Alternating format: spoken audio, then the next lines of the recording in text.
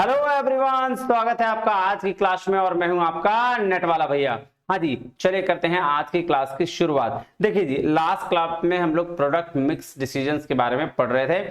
आज हम लोग पढ़ेंगे और ब्रांडिंग भी कंप्लीट किए थे, तो उसमें से ब्रांडिंग डेवलपमेंट स्ट्रेटेजी बचा हुआ था और पैकेजिंग लेबलिंग और नए प्रोडक्ट डेवलपमेंट यानी न्यू प्रोडक्ट डेवलपमेंट की बात करेंगे। तो चलिए चलते हैं क्लास में और शुरू करते हैं। क्या ये आपका ब्रांड डेवलपमेंट स्ट्रेटेजी है ना जी? जी सर, बिल्कुल। तो आइए देखिए, सबसे पहले ब्रांड डेवलपमेंट स्ट्रेटेजी कहने का क्या मतलब हुआ कि ब्रांड, आपको तो पता ही कि ब्रांड कोई इमेज लोगो स्पेशल ऐसा कुछ कोई चीज था नहीं, ऐसी चीज जो कस्टमर लॉयलिटी को रिप्रेजेंट करता है, नहीं कितने लॉयल हैं आपके कस्टमर, ठीक है। और ऐसी स्ट्रेटेजी जो आपके ब्रांड को डेवलप करने में हेल्प करे, उसको क्या बोलेंगे? Brand development strategy.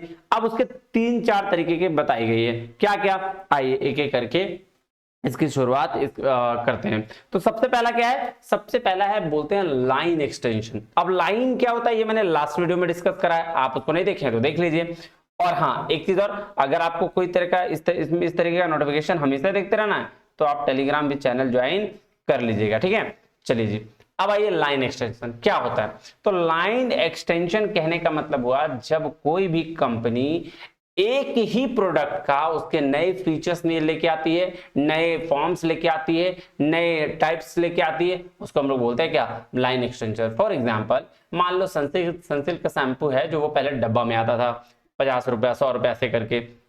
अब चूंकि गांव में इसकी जरूरत पड़ती है, भाई 50-100 रुपए के शैम्पू वो लोग नहीं खरीद सकते, तो कंपनी क्या करी, 50 पैसे 1 रुपए 2 रुपए के पाउच में शैम्पू लेके आ गई। ये क्या हुआ? इसको बोलेंगे लाइन का एक्सटेंशन। एक्सटेंशन मतलब बढ़ाना, प्रोडक्ट्स के वेरिएंट्स को बढ़ाना, जो सेम वेरिएंट हो उसका साइज, कलर, फॉर्म्स बढ़ा देना। अब सनसिल्क लेके आया शैम्पू, उसके साथ साथ उसने 2 फीचर्स लाया कि एक बालों का झड़ने की वजह से वाला फीचर्स हो गया कि भाई बालों को झड़ रहा है तो ये शैम्पू लगाइए, बाल में रूसी है तो ये लगाइए, और कोई दिक्कत है तो ये लगाइए। तो उसको बोलते हैं लाइन का एक्सटेंशन। बात समझ में आई? जी सर, आइए पढ़ते हैं, समझ में आ जाएगा।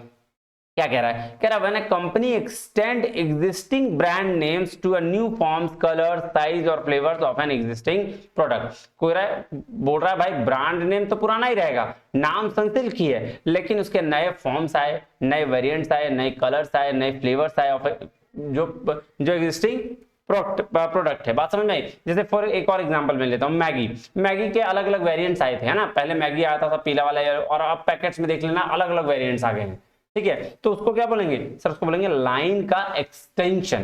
क्लियर है? जी सर। आइए, कह रहा है दिस में भी लो कॉस्ट हो सकता है, लो रिस्क कम रिस्क हो सकता है। Approach to introduce new product, नया प्रोडक्ट को इंट्रोड्यूस करने के लिए लो कॉस्ट और लो रिस्क अप्रोच का के बेसिस पे भी हम कर सकते हैं। और to use up excess capacity.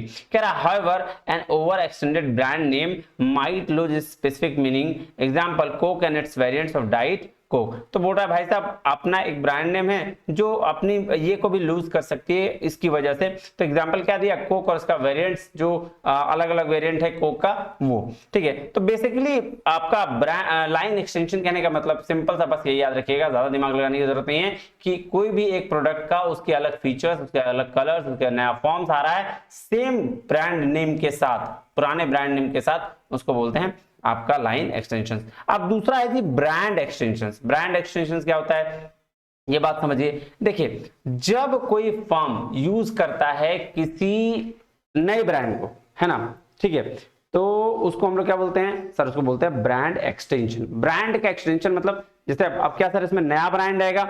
नहीं, ब्रांड वही रहेगा, ठीक है। देखिए, कह रहा है when a firms use an established brand to introduce a new product. Brand extension का मतलब ब्रांड नहीं चेंज होगा, ब्रांड वही रहेगा, लेकिन उसके नए प्रोडक्ट आ जाएंगे। फॉर एग्जाम्पल अभी सनसिल्क का मैंने एग्जाम्पल दिया था। सनसिल्क के भी शैम्पू आ रही है, सनसिल्क का साबुन देखा है आपने? नहीं, लेकिन सनसिल्क का अगर साबुन आना शुरू हो जाए तो उसको बोलेंगे ब्रांड एक्सटेंशन, मतलब ब्रांड को बढ़ाना, है ना, उसको बोलते हैं ब्रांड एक्सटेंशन। क्लियर है बात? जी सर।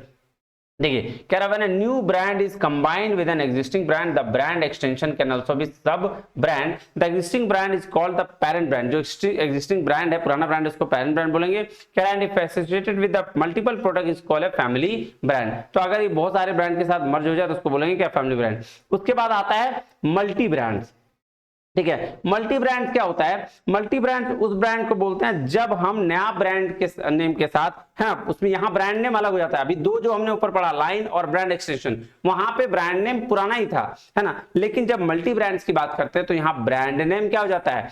नया रहता है, प्रोडक्ट सिमिलर होते हैं। बात समझ में आई? प्रोडक्ट सिमिलर होते हैं लेकिन ब्रांड नेम जो वो नया होता है, उसको हम लोग क्या बोलते हैं?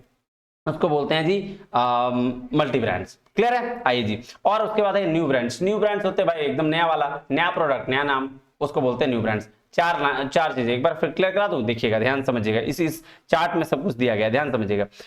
Existing product, sorry, existing brand name और एग्जिस्टिंग प्रोडक्ट कैटेगरी है लाइन एक्सटेंशन।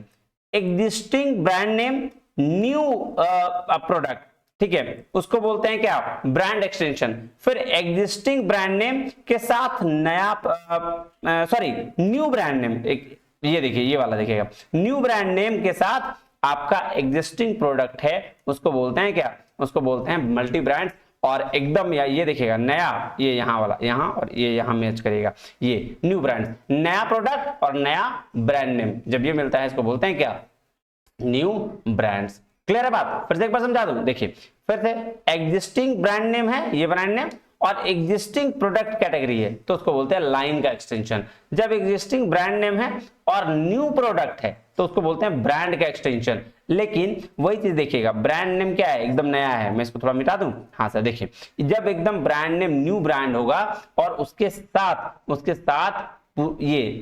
ये वाला न्यू ब्रांड होगा और ये वाला एग्जिस्टिंग, ये होगा न्यू ब्रांड नेम और एग्जिस्टिंग प्रोडक्ट, ठीक है, तो उसको बोलते हैं मल्टी ब्रांड। और अब आ जाइए यहाँ पे, ये नया ब्रांड नेम भी होगा और नया प्रोडक्ट कैटेगरी भी होगा, उसको बोलते हैं न्यू ब्रांड्स। क्लियर है बात?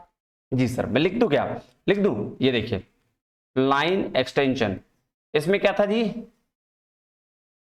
एग्जिस्टिंग प्रोडक्ट और एग्जिस्टिंग ब्रांड नेम, ठीक है। फिर उसके बाद है, आ जाइए ब्रांड एक्सटेंशन। यहां क्या है सर? यहां ब्रांड एक्सटेंशन की अगर बात करें तो न्यू प्रोडक्ट है और एग्जिस्टिंग ब्रांड है, ठीक है। उसी तरह से मल्टी ब्रांड में आ जाइए। मल्टी ब्रांड में क्या था जी? सर मल्टी ब्रांड की बात करें तो प्रोडक्ट न्यू है, प्रोडक्ट है ना, यही है ना? नहीं सर, प्रोडक्ट एग्जिस्टिंग है, सॉरी, प्रोडक्ट क्या है? एग्जिस्टिंग है और ब्रांड जो है वो न्यू है। बात समझ में आई? और न्यू ब्रांड्स में तो दोनों नया है, न्यू ब्रांड्स में बोथ न्यू। बात समझ में आई? जी सर, तो ये काम है। आइए अब जो बचा उसको बोलते हैं क्या? नेक्स्ट, अब पैकेजिंग। तो ब्रांडिंग स्ट्रैटेजी समझ में आ गई, चार तरह की, line extension, brand extension, multi brands, और एक क्या था? एक था सर न्यू ब्रांड्स, ठीक है जी। अब आ जाइए पैकेजिंग पे चलते हैं। तो भाई साहब जब ब्रांडिंग हो गई तो पैकेजिंग भी अच्छी होनी चाहिए ना। जैसे पैकेजिंग बेसिकली ऐसी होनी चाहिए आपको देख के प्रोडक्ट खरीदने का मन कर जाए, है ना। कुछ ऐसे प्रोडक्ट्स होते हैं, अरे यार कितनी खूबसूरत लग रहा है, चलो खरीद लेते हैं। जैसे फॉर एग्जांपल मैंने क्या किया, अभी किसी एक मार्केट में गया था, मुझे वो एक नमक रखने का डब्बा आता है, बड़ा खूबसूरत सा दिख रहा था, मैंने उसको तुरंत परचेज कर लिया। क्यों? उसकी पैकेजिंग देख के, है ना। तो वो सारा चीज, तो क्या कह रहा है? In simple words, packaging can be referred to as out layer of the product और प्रोडक्ट नहीं, ये कुछ गड़बड़ लिखा हुआ है, छोड़िएगा। कह रहा है क्या कि simple word, packaging can be refer to out layer of the product, जो प्रोडक्ट का आउटलेयर है, बाहर का पार्ट। जैसे अगर मैं बात करूं सिंपल, तो एक फोन है ना, ये फोन, ये देखिएगा, इस फोन को देखिएगा, मैं आपको दिखाता हूं ये फोन। अब ये फोन ऐसे आता है? नहीं सर, इसके बाहर के फीचर्स होते हैं। तो बाहर वाला जो लेयर होता है उसको क्या बोलेंगे सर? पैकेजिंग बोलेंगे। कह रहा है क्या? Primary purpose of packaging is to protect product from the outer environment. हाँ, ये बिल्कुल बात सही है कि जब भी हम प्रोडक्ट को हार्म करने से बचाना चाहते हैं तो उसके लिए हम क्या करते हैं? पैकिंग करते हैं। बिल्कुल सही बात है। कह रहा है when the product is manufactured it needs to be packed properly. बिल्कुल सही बात है कि जब भी प्रोडक्ट बनता है तो ये जरूरत होती है कि क्या हम प्रोडक्ट को अच्छे तरीके से पैक करें so that it can be transported easily, otherwise product में गेट डिस्ट्रॉयड। तो बोल रहा है इसे क्यों हमें ऐसा करना पड़ा है, ताकि प्रोडक्ट को अगर हमको ट्रांसपोर्ट करना पड़े, यानी कि एक जगह से दूसरे जगह भेजना पड़े, तो हमारा प्रोडक्ट खराब ना हो, बर्बाद ना हो, है ना। So packaging can be defined as the process of making product ready for transportation. तो पैकेजिंग क्या बोला, प्रोसेस ऑफ मेकिंग प्रोडक्ट, जब प्रोडक्ट बनाने के बाद ready for transportation, storage, easy handling, sorry, and most importantly it provides a unique identification to the product. तो ये सारे फीचर्स किसके हैं, पैकेजिंग के। आई फिलिप कोटलर ने क्या बोला है पैकेजिंग के बारे में, ये देखिएगा। कह रहा है packaging is all the activities of designing and producing the container पूरा प्रोडक्ट, किसी भी प्रोडक्ट के लिए डिजाइन करना और उसका कंटेनर तैयार करना, प्रोड्यूस करना, उसको हम क्या बोलते हैं, पैकेजिंग। ये फिलिप कोटलर ने कहा है, बहुत अच्छे राइटर हैं, है ना, इनकी भी बुक से बहुत सारी चीजें ली गई है। तो कह रहा है packaging can be described as a process when a material, plastic, paper, steel is wrapped around the product to make it saleable and protect it from any damage. बिल्कुल बात सही है कि पैकेजिंग का एक प्रोसेस है जहां पे हम मटेरियल को प्लास्टिक से, पेपर से, स्टील से रैप करते हैं उसके चारों ओर और उसको सील करते हैं ताकि हम उसको डैमेज से बचा सकें। कह रहा है packaging also helps displaying content of A product. बिल्कुल सही बात है, पैकेजिंग की वजह से तो हमें मतलब आइडेंटिफाई करने में इजी होता है ना, डिस्प्ले लगाने में इजी होता है। तो ये था पैकेजिंग, बहुत सिंपल है। उसके बाद कह रहा है डेफिनेशन ऑफ लेबलिंग। लेबलिंग क्या है, उसमें अपना एक स्टैम्प चिपका देना।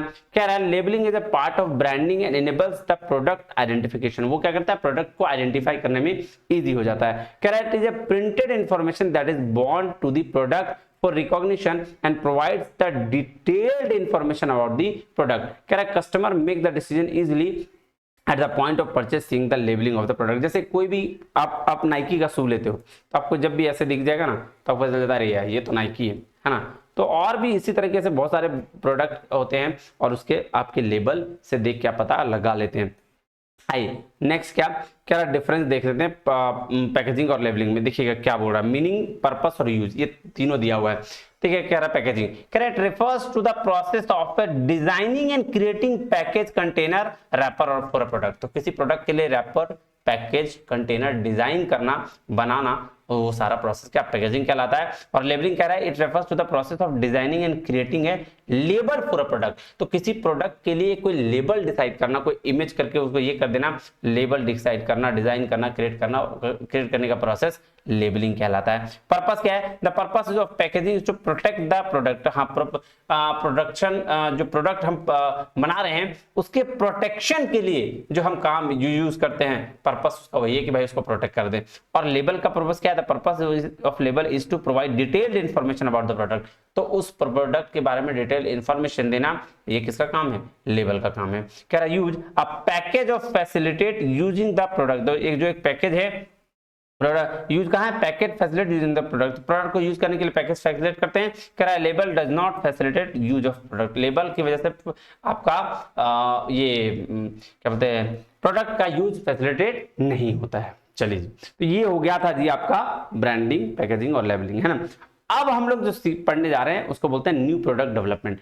क्या होता है, अब देखिए कोई भी प्रोडक्ट बनता कैसे, है ना, कोई भी प्रोडक्ट बनता कैसे। ये पेन बना, क्यों बना, ये बहुत सारे कैमरास बने, मेरे सामने कैमरा क्यों बना, लाइट क्यों बने, कैसे बने, है ना। तो हर प्रोडक्ट का अपना एक फेज होता है। प्रोडक्ट को डेवलप करना कैसे है, प्रोडक्ट बनाना कैसे है, उसका एक फेज होता है और उस फेज की चर्चा करनी एग्जाम में से क्वेश्चन पूछा ही जाता है 110%। ऊपर मैं जो भी पढ़ा रहा हूँ पूछा गया है, सबसे क्वेश्चन पूछा गया है। मार्केटिंग में मैं बिना पूछा हुआ क्वेश्चन बट टच ही नहीं कर रहा, ऑलमोस्ट सबसे पूछा गया। तो आइए, तो कह रहा है न्यू प्रोडक्ट डेवलपमेंट कैसे होता है। आप सोचिए कि पहले प्रोडक्ट बनेगा कैसे, उसके लिए सोचना पड़ेगा, बहुत सोचना पड़ेगा। कोई भी प्रोडक्ट मार्केट में थोड़ी चल जाएगा, हजारों लाखों प्रोडक्ट ऐसे पड़े हुए हैं। तो ऐसे तो इतना आसान तो है नहीं कि भाई आप गए और प्रोडक्ट बेचे और बिक गया, पॉसिबल नहीं। तो उसके लिए आपको बहुत सारा प्रोसेस है, उसको फॉलो करना पड़ेगा। आइए पहले पढ़ते हैं, फिर मैं अपने तरीके से और भी अच्छे से समझा दूंगा। तो कह रहा है first and foremost component of marketing is the product. बिल्कुल सही बात है, सबसे ज्यादा इंपॉर्टेंट मार्केटिंग के लिए क्या है, प्रोडक्ट। अगर प्रोडक्ट ही नहीं तो मार्केटिंग किसकी करोगे, सिंपल। तो कह रहा है development of new product is a very critical and important process because it lays down the foundation of the success for an organisation. तो क्या बोल रहा है, किसी भी प्रोडक्ट का डेवलपमेंट बहुत ही क्रिटिकल और उसका एक इंपॉर्टेंट प्रोसेस होता है। क्यों? क्योंकि उसके अंदर वो मतलब बोलते हैं ना कि किसी भी मार्केटिंग का फाउंडेशन जो होता है वो क्या है, प्रोडक्ट है ऑर्गेनाइजेशन के लिए, वो बेस है। कह रहा है an organisation is always known by its product. अब एक ऑर्गेनाइजेशन जो है हमेशा अपने प्रोडक्ट के बेस पर जाना जाता है। जैसे फॉर एग्जाम्पल अभी मैं अपना लाइव देता हूँ, अगर आपको यहाँ अच्छा चीज सीखने को नहीं मिलेगा, आपको मैं जो पढ़ा रहा हूँ वो समझ में नहीं आएगा, it means it is not a good product, it is not a good product. और अगर ये अच्छा प्रोडक्ट नहीं आप देखोगे नहीं, बात समझ में आ रही? तो इसीलिए एक ऑर्गेनाइजेशन नेट वाला भैया अगर हम जाना जाएगा तो टीचिंग की वजह से जाना जाएगा कि भैया वहां अच्छी टीचिंग होती है, चीजें समझ में आती है, इस वजह से। इसलिए बोलते हैं कि ऑर्गेनाइजेशन क्या है, उसके प्रोडक्ट से जाना जाता है। So the product should be developed in such a way that it is able to satisfy the need of customer. बिल्कुल सही बात बोला, बोला कि प्रोडक्ट को इस हिसाब से डिजाइन करना चाहिए कि भाई वो कस्टमर के नीड को सेटिस्फाई कर सके। अगर कस्टमर का नीड सेटिस्फाई नहीं हुआ तो फिर कहेगा प्रोडक्ट, फिर कौन रखेगा? फिर तो गया, फिर तो वही लाइन प्रूनिंग की समस्या आ जाएगी, प्रोडक्ट को छाटो हटाओ, नहीं चल रहा है दुकान में। तो ये इस वजह से होता है क्योंकि वो रिसर्च नहीं करते हैं। बात समझ में आई? जी sir. So development of product requires a lot of time, बहुत ज्यादा टाइम चाहिए। क्रिएटिव थिंकिंग वो भी बहुत जरूरी है, इनोवेटिव आइडियाज एंड कॉस्ट, ये सारी चीजें डेवलपमेंट ऑफ प्रोडक्ट के टाइम में लगानी पड़ती है। कह रहा है an organisation always takes one thing, consider that the product will create a brand image of the organisation in the market, so the success of the product will decide the faith of the organisation market. ये बात बिल्कुल सही है कि कोई भी product जो होता है ना वो उस ऑर्गेनाइजेशन की जान होती है और वो एक इमेज क्रिएट करता है। अगर मैं आपको अच्छे से पढ़ाऊंगा ना, आप जरूर शेयर करोगे, है ना? मुझे बोलने की जरूरत नहीं है कि आपको ये सब्सक्राइब करो, शेयर करो, ये करो, नहीं, बिल्कुल नहीं। क्योंकि मुझे अपना कंटेंट पे भरोसा है, मुझे पता है कि आप, अगर मैं आपको सेटिस्फाई कर पाऊंगा, आपके रिक्वायरमेंट्स को कंप्लीट कर पाऊंगा, तो आप डेफिनेटली ये आप शेयर करोगे 110%। लेकिन अगर मैं समझा नहीं पाया तो गया। तो इसीलिए प्रोडक्ट बहुत इंपॉर्टेंट होता है और वही कह रहा है कि वही आपका फेथ डिसाइड करेगा, वही आपका फेथ, प्रोडक्ट ही आपका सारा कुछ डिसाइड करेगा कि आप मार्केट में कितना दिन चलेंगे। चलिए, सो तो कह रहा है development of the new product may go with following stages. तो पहला जो काम होता है वो होता है आइडिया जनरेशन का। आइडिया जनरेशन मतलब, अब सोचिए आपके पास बहुत सारा आइडिया, ठीक है, ठीक है, आप सोच रहे हैं, पहले तो आइडिया तुरंत नहीं मिल जाता ना, सोचना पड़ता है। तो आप थिंक कर रहे हैं, सोच रहे हैं, आपके बहुत सारे आइडियाज आएंगे, है ना? निकल के एक एक से देखेंगे, एक एक को समझेंगे, तो वो आइडिया जनरेशन करना पड़ता है सबसे पहले। तो कह रहा है the process of development begins with the idea generation. Generate करो आइडिया, कौन कौन सा आइडिया होगा उसको लेके आओ अपने पास, इकट्ठा करो। तो कह रहा है idea generation means the foundation of the product what company is looking for. तो बोल रहा है आइडिया जनरेशन का क्या मतलब हुआ कि foundation of the product, product का फाउंडेशन क्या है, आप कंपनी, जो आपकी कंपनी है किस चीज के लिए बना रही है, क्या बना रहे हो आप, what it wants to produce, वो प्रोड्यूस क्या करना चाहती है, to which market segment company wants to serve, और आप किस मार्केट सेगमेंट को सर्व करना चाहते हो, बेचना चाहते हो प्रोडक्ट। तो ये तीन चीजें क्या क्या कि what company is looking for, कौन सी कंपनी के मतलब आप बनाना चाहते हो, कौन सा चीज प्रोड्यूस करना चाहते हो, और कौन सा सेगमेंट में आप एंटर करना चाहते हो। ये क्या, ये आइडिया जनरेशन का आपका एक तरीका है कि आप इससे पता लगा सकते हो। कह रहा है इट इन्वॉल्व्स क्रिएटिव थिंकिंग, बिल्कुल जरूरी है। अगर आप क्रिएटिव थिंकर नहीं हो तो आप सोच नहीं पाओगे, सोच नहीं पाओगे तो आइडिया जनरेशन होगा नहीं। इनोवेटिव आइडियाज, कह रहा है ये सब जरूरी है। At this stage should try to collect the all possible ideas it may get. All ideas should be considered. The process of idea collection can start within the organization. ये बहुत बढ़िया चीज बोला इन्होंने। बोलो क्या बोला? बोला भाई साहब जितना आइडियाज आ रहा है पहले आने दो, क्योंकि आइडिया जनरेशन बहुत जरूरी है। अगर आइडियाज आएंगे तो फिर उसमें से हम छाटना शुरू करेंगे कि भाई ये वाला चलेगा कि ये वाला चलेगा। तो फर्स्ट इज आइडिया जनरेशन। तो अब आते हैं आइडिया स्क्रीनिंग पे। आ गया ना कि अब मेरे पास बहुत सारे आइडिया होंगे, अब सब पे तो हम काम नहीं कर सकते, हमारा फोकस तो एक पे हो सकता है। जी सर, जैसे मैं नेट पढ़ा रहा हूं तो भी नेट वाले भैया पे फोकस दूं। हाँ जी सर, तो क्योंकि मुझे नेट निकलवाना है आपका। जी सर, तो ये मेरा क्या हो गया, पहले मेरे दिमाग में ये अभी आया था, ये भी पढ़ाऊंगा, ये भी पढ़ाऊंगा, वो पढ़ाऊंगा, वो पढ़ाऊंगा आया था, लेकिन मैंने फोकस कर दिया नेट पे। तो ये हो गया क्या, आइडिया जनरेशन कर लिया था, बहुत सारा आइडिया है, उसमें मैंने आइडिया को स्क्रीनिंग कर दिया, छाट दिया बहुत सारे आइडिया को। तो इसको बोलते हैं आइडिया स्क्रीनिंग। देखिए कह रहा all the ideas that have been generated at the first stage should be further developed at a screening stage, following steps can be followed. तो जो स्क्रीनिंग का स्टेज है उसमें क्या क्या करना पड़ता है ये बात बताया गया है। कह रहा है the screening stage firstly organisation should develop all those ideas with which an organization wants to go ahead, then examine ideas certain parameters like a consumer preference, need, profitability, product. After examining the ideas, the organization should prioritize the idea, ranking of idea, and then finally evaluate and compare all the ultimately decide which of the ideas should kept and which of the idea needs to be dropped at this stage। तो ये बात बोल रहा है भाई साहब, एकदम simple समझिएगा। कह रहा है एट द स्क्रीनिंग स्टेज, जब स्क्रीनिंग स्टेज की बात आएगी तो आप ऐसे ही क्यों छाट दोगे, मतलब ऐसे जैसे तैसे नहीं छाटोगे ना, उसका कोई बेस तो होगा छाटने का कि ये आइडिया मैं ले रहा हूं, ये आइडिया नहीं ले रहा हूं, तो उसका कोई बेस तो होगा। तो वही ये कह रहा है कि फर्स्टली ऑर्गेनाइजेशन को डेवलप करना चाहिए था बहुत सारा आइडिया, और उस आइडिया में आगे बढ़ना चाहिए, और उन आइडियाज को एक पैरामीटर पे रख के, चाहे वो कंज्यूमर प्रेफरेंस के बेस पर हो, नीड के बेस पर हो, प्रॉफिटेबिलिटी ज्यादा प्रॉफिट के बेस पर हो, या प्रोडक्ट के बेस पर हो, आपको छाटना चाहिए। और उन सारे आइडियाज को एग्जामिन करने के बाद ऑर्गेनाइजेशन को चाहिए कि उसको प्रायोरिटाइज करे, रैंक दे उस आइडियाज को, और फाइनली इवैल्यूएट करके, कंपेयर करके, तब अल्टीमेटली डिसाइड करे कि मेरा ये आइडियाज हो चुका है। अब क्या कह रहा है, कह रहा marketer basically needs to assess answer the certain questions like, बोटा मार्केटर को असेस करना चाहिए कि ये सारा क्वेश्चन पूछना चाहिए क्या, कि will consumer like this product, क्या कंज्यूमर इस प्रोडक्ट को पसंद करेगा, will it be a profitable venture for organisation, क्या ये प्रॉफिटेबल वेंचर होगा कि नहीं होगा, will it satisfy the need of consumer, क्या ये सेटिस्फाई करेगा या नहीं करेगा। तो ये रिसर्च करना बहुत जरूरी है। ये तीनों क्वेश्चन पूछेंगे, आपको समझ में आ जाएगा। कह रहा marketers should screen the each idea against the certain standards like marketing strategy, sales, probability, customer need and, तो ये बात बिल्कुल सही है कि स्क्रीनिंग करने के टाइम में ये सारे स्टैंडर्ड्स को आपको ध्यान में रखना चाहिए। चलिए आइडिया स्क्रीनिंग भी हो गई। अब चलते हैं कॉन्सेप्ट डेवलपमेंट पे। कॉन्सेप्ट डेवलपमेंट मतलब जो आइडिया आपने लेके आया अब उसको डेवलप करो। अच्छा, कह रहा है after the screening the idea organisation will choose the idea which it wants to go ahead. बोल रहा है इसके स्क्रीन कर लिया आइडिया, छाट लिया सब आइडिया, अब उसमें से जो आपने ए को चुना उसको लेके आगे बढ़िए, है ना, जो लेके। कहता है then organisation needs to develop the concept of the product. अब आपको जरूरत है कि प्रोडक्ट के कॉन्सेप्ट को डेवलप कर लें। At this stage the firm needs to discuss and decide certain things like who will be target market. तो अब आपको यहाँ पे एसटीपी करना है, सेगमेंटेशन, टारगेटिंग और पोजिशनिंग, क्योंकि कॉन्सेप्ट का डेवलपमेंट हो गया। अब आप सेगमेंट बांटो कि भाई इस सेगमेंट में हम जाएंगे, फिर टारगेट क्या होगा और उसके बाद उसकी पोजिशनिंग कर दो। एसटीपी फर्स्ट फार्मूला है। तो how many distributors will be required, कितना डिस्ट्रीब्यूटर की जरूरत होगी। It is necessary to discuss the idea with everyone to know about the likes and dislikes. तो बोल रहा है ये बहुत जरूरी है कि आप सबके साथ पहले शेयर करें, डिस्कस करें ये आइडिया कि क्या ये जरूरी है या नहीं है, इसको कितना लाइक आते हैं, कितना डिसलाइक आते हैं। ऑफकोर्स ये बात है ना, हमको लग रहा है बहुत अच्छा आइडिया, लेकिन भाई जब लोग के पास के बोले फालतू है, बेकार एकदम, है ना, चलता ही नहीं है, तो फिर दिक्कत हो जाएगी। तो इसको डिस्कस जितना आप करोगे, जितना आप नेगेटिव पॉजिटिव एस्पेक्ट्स देख के चलोगे, आगे आपको उतना ही दिक्कत नहीं होगा।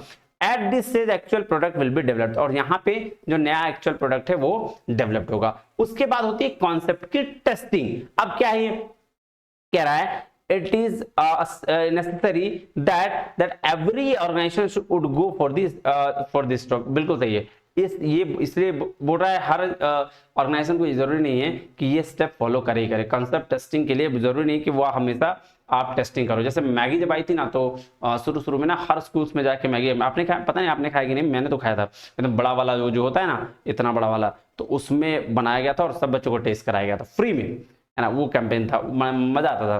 खैर, तो कह रहा है concept testing is a trial of the product, की प्रोडक्ट का ट्रायल टेस्ट करा के देखते हैं कैसा है, to check the response of the customer के रिस्पांस को देखने के लिए ये स्टेज को यूज किया जाता है। कह रहा है before launching the actual product in the market the organization में want to check the response of a small section of the market. किसी एक पर्टिकुलर एरिया में गए, चेक किया क्या प्रोडक्ट सही है या नहीं, उसको बोलते हैं कॉन्सेप्ट टेस्टिंग।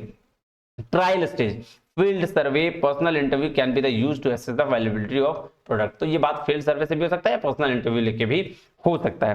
बात समझ में आई। उसके बाद हम करते हैं बिजनेस एनालिसिस। कह रहा है it is essential to check the economic viability of the product. तो ये बात इकोनॉमिक वायबिलिटी भी चेक करना जरूरी है। So organization need to assess the whether the finances for the venture would be available और नॉट। हाँ, बात सही है कि हमने सोचा कि बिजनेस तो ये, चलो ये चीज बिजनेस कर लेंगे, है ना, हाँ ये बिजनेस कर लेंगे, और बिजनेस करने के बाद बिजनेस करने के सोचे ही थे, पता चला इसमें प्रोडक्ट पैसा जो लग रहा है 5, 10, 50 करोड़ लग रहा है, मूल लटक जाएगा, नहीं हो पाएगा बिजनेस, छोड़ देते। तो वो भी ध्यान देना है कि बिजनेस एनालिसिस करिए कि क्या इसमें क्या क्या फाइनेंशियल स्टेबिलिटी लगना है, कितना पैसा आपको चाहिए। कह रहा this stage calls for the assessment of the expected market share, expected cost, expected life of product and cost benefit analysis. ये बात बहुत जरूरी है कि ये सारा चीज आपको देखना पड़ेगा। क्या क्या कि एक्सपेक्टेड कॉस्ट कितना होगा, लाइफ ऑफ प्रोडक्ट क्या है, कॉस्ट का बेनिफिट एनालिसिस करना होगा कि कॉस्ट ज्यादा कि बेनिफिट, उसके बाद एक्सपेक्टेड मार्केट शेयर भी आपको चेक करते रहना होगा। ये है बिजनेस एनालिसिस। और जैसे ही आप ये कर लेते हैं फिर आप करेंगे मार्केट टेस्टिंग। बोलता है before launching the product in the market testing is a small geographical area is required, with this will be give a chance to organization to the check if there is any defect in the product, if there is any defect in the product it should be removed from the product in this stage only। दोनों में फर्क है sir. अभी आपने बोला था concept testing, एक बोला मार्केट टेस्टिंग। क्या होता है, कॉन्सेप्ट टेस्टिंग सिर्फ थ्योरेटिकल है, कॉन्सेप्ट की टेस्टिंग है, लेकिन मार्केट टेस्टिंग प्रैक्टिकल है, किसी प्रैक्टिकल या फिर प्रोडक्ट बन जाने के बाद की टेस्टिंग है वो। तो ये मार्केट टेस्टिंग अलग बिल्कुल। और लास्ट में हम जो है तब कर देते हैं क्या, कमर्शियलाइजेशन, मतलब आप प्रोडक्ट मार्केट में आ चुका है, ऑल स्टेजेस देख लिए, कह रहा है after going through all stages finally product will be launched in the market and the marketer decides about the distribution strategy, marketing strategy, target market and target price. तो ये फाइनल स्टेज है, आप market में product आ चुका है, आपको ये सारा डिस्ट्रीब्यूशन स्ट्रेटजी वगैरह देखना पड़ेगा। चलिए इसको मैंने लिख के रखा है, इसको ध्यान से रखिएगा, ये आपका बहुत बहुत इंपॉर्टेंट है, पूछा जाता है। सबसे पहले क्या, आइडिया जनरेशन, फिर आइडिया स्क्रीनिंग, फिर कॉन्सेप्ट डेवलपमेंट, फिर मार्केटिंग। हाँ देखिए ये क्वेश्चन पूछा गया है, marketing strategy development. Question testing के बाद हम बिजनेस एनालिसिस में आ गए थे ऊपर, लेकिन एक ये भी स्टेज होता है मार्केटिंग स्ट्रेटजी डेवलपमेंट की, कैसे स्ट्रेटजी हम डेवलप करें मार्केट के लिए, मार्केटिंग करने के लिए कि क्या मार्केटिंग स्ट्रेटजी होगा जिसकी वजह से मेरा प्रोडक्ट हिट कर जाएगा। तो ये बात ध्यान रखिएगा। और उसके बाद होता है बिजनेस एनालिसिस, फिर होता है प्रोडक्ट डेवलपमेंट, फिर टेस्ट मार्केटिंग, और तब जाके कमर्शियलाइजेशन हो जाता है। बात समझ आए। तो ये है न्यू प्रोडक्ट आपका डेवलपमेंट का स्टेज। अब एक जो और चीज बता हुआ है जिससे क्वेश्चंस इतनी बार पूछे गए हैं और हर बार पूछे जाते हैं, वो है प्रोडक्ट लाइफ साइकिल। किसी भी प्रोडक्ट की एक लाइफ साइकिल होती है, मतलब हर चीज का अपना, हम ही लोग क्या हमेशा थोड़ी जिंदा रहेंगे, हम लोग भी क्या होगा भाई 60 साल 65 साल 70 साल बाद ऊपर आग में जला दिए जाएंगे, है ना, फॉर एग्जाम्पल। ठीक है, तो उसी तरह से हर प्रोडक्ट की अपनी एक लाइफ साइकिल होती है, कितना साल हो जाएगा। तो मार्केटिंग में कितना साल वो अलग बात है, जिएगा यहाँ की बात कर रहा हूँ। तो मार्केटिंग में क्या देखना है कि उस प्रोडक्ट का इंट्रोडक्शन स्टेज क्या, ग्रोथ स्टेज क्या, मैच्योरिटी और डिक्लाइन क्या। शुरुआत में प्रोडक्ट जब बन के आया तो इंट्रोडक्शन स्टेज, जब बहुत बिकने लगा ग्रोथ स्टेज, मैच्योरिटी और डिक्लाइन। इसकी चर्चा हमें करनी है, इसको बोलते हैं प्रोडक्ट की लाइफ साइकिल।